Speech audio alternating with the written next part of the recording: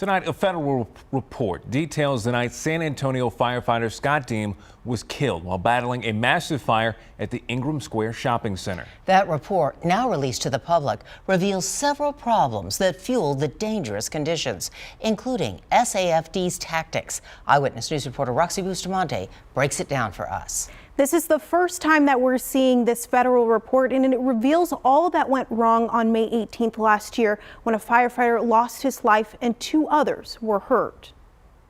Mayday, who's calling the Mayday? Following this tragic fire on May of last year, the San Antonio Fire Department volunteered to take part in a review by the National Institute for Occupational Safety and Health. The report, just released to the public, reviews 7 contributing factors that led to the death of firefighter Scott Deem. It states when the fire crews opened the back door, strong winds strengthened the fire, causing conditions to quickly deteriorate and trapping Ladder 35 firefighters. Unfortunately, the person that we were going in to try to save or rescue was the person that caused this fire. So that is the #1 contributing factor to the death of Scotty. Fire Chief Charles Hood addressing the federal review in an interview with KENS 5 last month, saying the report was a learning opportunity for the department.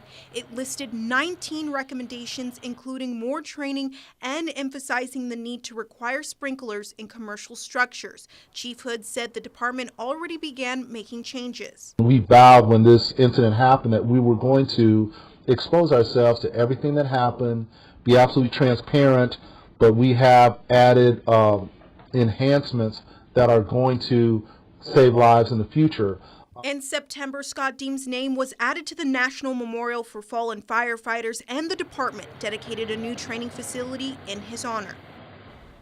This federal study follows the state fire marshal's report that was released back in February calling Deem's death preventable, and it was also shared some of those similar recommendations. Roxy Bustamante, KENS 5 Eyewitness News.